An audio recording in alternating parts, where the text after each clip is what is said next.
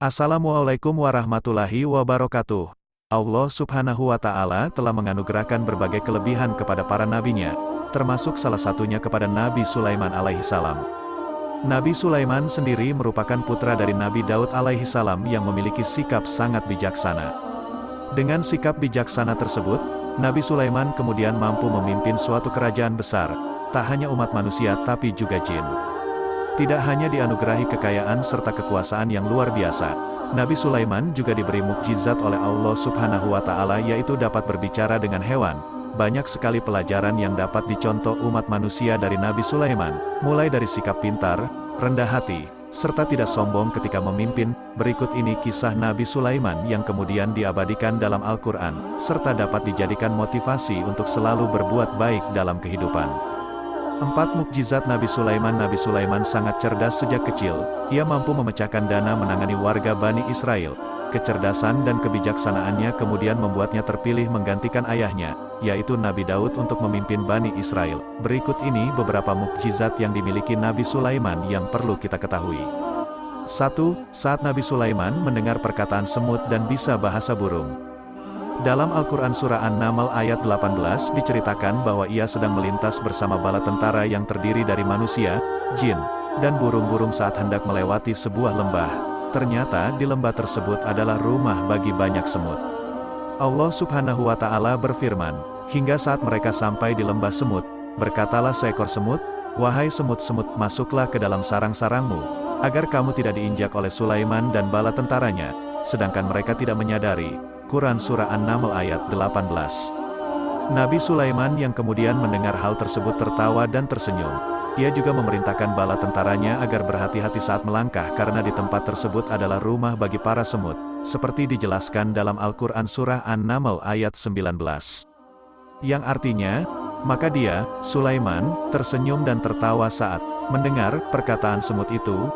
Dia berdoa, "Ya Tuhanku, anugerahkan aku ilham agar tetap mensyukuri nikmat-Mu yang telah Engkau anugerahkan kepadaku dan kepada kedua orang tuaku, dan agar aku mengerjakan kebajikan yang Engkau ridai, dan masukkanlah aku dengan rahmat-Mu ke dalam golongan hamba-hamba-Mu yang saleh." Quran Surah An-Naml ayat 19.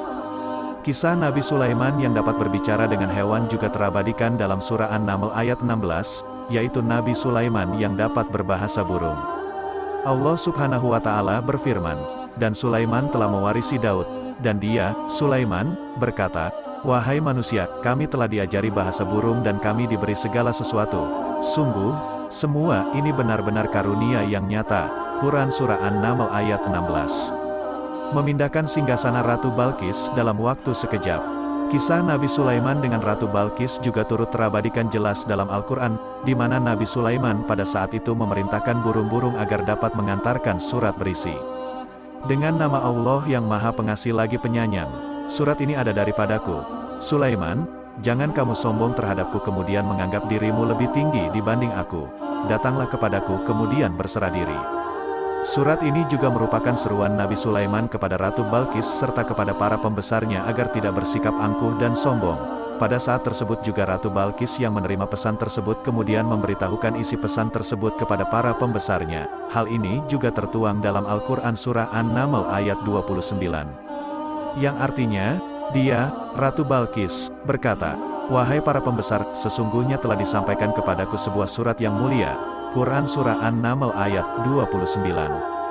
Setelahnya, Ratu Balqis juga mengirimkan pasukannya agar menemui Nabi Sulaiman. Beberapa penafsiran tersebut menyebutkan, pasukan yang dikirimkan ini sangat banyak, yakni berjumlah 12.000, seperti tertuang dalam Surah An-Naml ayat 37. Yang artinya, "Kembalilah saja kepada mereka, maka kami pasti akan mendatanginya dengan bala tentara hingga akhirnya mereka tidak mampu lagi melawannya. Kemudian akan kami usir mereka dari negeri itu, Sabah, dengan cara-cara terhina hingga akhirnya mereka menjadi tawanan yang hina dina." Quran Surah An-Naml ayat 37. Pada saat itu kemudian Nabi Sulaiman memerintahkan pasukannya untuk menunjukkan kepada Ratu Balqis dan para pembesarnya mukjizat yang telah diberikan oleh Allah subhanahu wa ta'ala kepadanya, dengan memindahkan singgasana Ratu Balqis ke istananya. Dalam Surah An-Naml ayat 39 sendiri disebutkan, seorang jin yang bernama Ifrit bersedia memindahkan singgasana Ratu Balkis sebelum akhirnya Nabi Sulaiman bangkit dari duduknya. Namun pada surah An-Naml ayat 40 yang disebutkan, seorang yang mempunyai ilmu dari kitab ini bahkan sanggup memindahkan singgasana Ratu Balkis dalam sekejap mata. Allah Subhanahu wa Ta'ala berfirman, Ifrit dari golongan jin kemudian berkata, "Aku nanti akan membawanya kepadamu sebelum akhirnya engkau berdiri dari tempat dudukmu, dan sungguh, aku dapat dipercaya dan akan kuat melakukannya." Quran Surah An-Naml ayat 39. Ratu Balkis dan bala tentaranya bertobat. Kisah Ratu Balkis dan Nabi Sulaiman diceritakan secara lengkap di dalam Al-Quran. Diceritakan bagaimana ia mengirim surat kepada Ratu Balkis untuk datang menemui beliau. Nabi Sulaiman juga mengirimkan burung hudhud untuk kemudian menyampaikan suratnya kepada Ratu Balkis. Surat ini juga tertuang dalam Al-Quran, Surat An-Naml ayat 30-31, yang artinya, "Dengan nama Allah yang Maha Pengasih lagi Penyayang, surat ini adalah daripadaku, Sulaiman, dan janganlah kamu bersikap sombong serta menganggap dirimu lebih tinggi daripada aku. Datanglah saja kepadaku dan berserah diri." Selanjutnya Ratu Balkis menerima surat dari Nabi Sulaiman. Penerimaan ini juga diceritakan dalam Al-Quran Surat An-Naml ayat 29, yang artinya, berkata ia, "Balkis, hai para pembesar-pembesar, sesungguhnya telah dijatuhkan kepadaku sebuah surat yang mulia." Quran Surah An-Naml ayat 29. Sesungguhnya surat dari Nabi Sulaiman dan isinya, kandungan isi surah ini menyebut kepada Allah yang Maha Pemurah lagi Maha Penyayang. Quran Surah An-Naml ayat 30. Selanjutnya kemudian terjadi kesalahpahaman karena para pembesar menanggapi surat tersebut sebagai tantangan melakukan perang.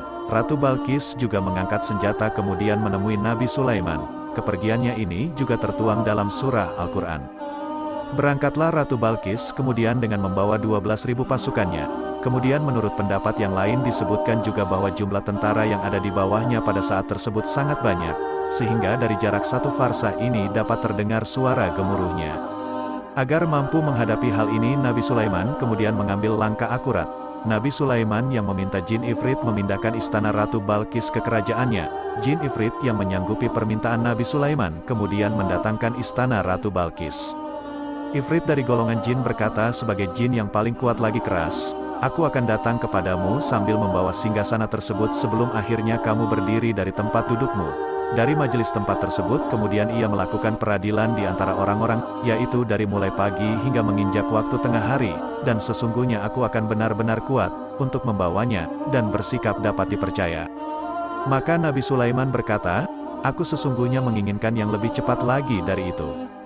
Ketika Ratu Balkis akhirnya tiba, ia sangat terkejut melihat istana Nabi Sulaiman sangat mirip dengan kepemilikannya di negeri Saba. Peristiwa ini kemudian membuat Ratu Balkis takjub hingga akhirnya menikah dengan Nabi Sulaiman alaihissalam. Kisah Nabi Sulaiman, sebagai nabi yang diberikan beberapa mukjizat oleh Allah Subhanahu wa Ta'ala. Nabi Sulaiman alaihissalam sebagai salah satu dari 25 Rasul Allah Subhanahu wa Ta'ala. Rasul adalah manusia pilihan Allah yang menerima wahyu. Tidak hanya untuk dirinya sendiri melainkan disampaikan kepada umat. Rasul Allah juga mengajarkan sikap terpuji dalam kehidupannya sehari-hari bagi para umatnya. Perilaku terpuji Rasul yang akhirnya harus kita teladani dalam kehidupan sehari-hari. Nabi Sulaiman alaihissalam merupakan nabi dari salah satu keturunan dan yang menggantikan Nabi Daud alaihissalam sebagai raja. Sejak ia kecil Nabi Sulaiman telah menunjukkan banyak kecerdasan dan ketajaman dalam berpikir. Tak hanya itu ia juga sangat bijaksana dalam pengambilan suatu keputusan. Ketika akhirnya Nabi Sulaiman menginjak usia yang cukup, Allah kemudian mengangkatnya sebagai nabi serta menjadi raja di kerajaan Israel. Nabi Sulaiman juga tidak hanya berkuasa atas manusia, namun bagi semua makhluk, baik jin maupun binatang. Tak heran, jika Nabi Sulaiman akhirnya memahami semua bahasa binatang. Ia juga dikenal sebagai raya yang kaya raya. Nabi Sulaiman memiliki istana yang sangat megah dan indah yang dibangun dengan gotong royong binatang, jin dan manusia. Diceritakan bagaimana Nabi Sulaiman yang memahami bahasa binatang kemudian pada suatu ketika melewati suatu tempat bersama para pasukannya. Di tempat ini terdapat sarang semut yang ketakutan ini kemudian berlarian menuju sarang untuk dapat menyelamatkan diri. Mendengar suara semut yang ketakutan, Nabi Sulaiman alaihissalam kemudian memerintahkan pasukannya untuk dapat berhenti, menunggu semut-semut tersebut masuk ke dalam sarangnya, serta berpesan agar pasukannya berhati-hati agar tidak menginjak semut. Kisah Nabi Sulaiman lainnya adalah tentang Ratu Bilqis yang kemudian memimpin negeri Saba. Ratu Bilqis yang memiliki kerajaan dengan luas tak terkira dan rakyatnya yang hidup dengan sangat makmur. Meski mereka pada akhirnya disesatkan oleh iblis sehingga tidak menyembah Allah, melainkan matahari, kepada burung hudhud yang mengabarkan Ratu Bilqis. Nabi Sulaiman kemudian mengirimkan surat. Setelah membacanya ia memanggil seluruh penasihat kerajaan dan punggawa. Konon, Ratu Bilqis tidak ingin peperangan terjadi dan hanya merusak keindahan istana serta merugikan rakyatnya. Ratu Bilqis juga memilih mengirimkan hadiah kepada Nabi Sulaiman. Jika Nabi Sulaiman kemudian menerima hadiah tersebut, maka Ratu Bilqis akan menganggap bahwa ia hanyalah seorang raja yang senang menerima hadiah. Namun Nabi Sulaiman menolak hadiah tersebut karena ia telah memiliki harta benda yang jauh lebih menarik jika dibandingkan dengan hadiah tersebut. Nabi Sulaiman pun kemudian berpesan kepada utusan Ratu Bilqis agar dapat memeluk agama Allah serta meninggalkan penyembahan terhadap matahari. Nabi Sulaiman berkata jika Ratu Bilqis dan rakyatnya kemudian mau memeluk agama Allah, maka kerajaan Saba akan berada dalam kondisi yang selamat. Setelah utusan tersebut kembali ke negeri Saba, Ratu Bilqis kemudian memutuskan untuk mendatangi kerajaan Nabi Sulaiman.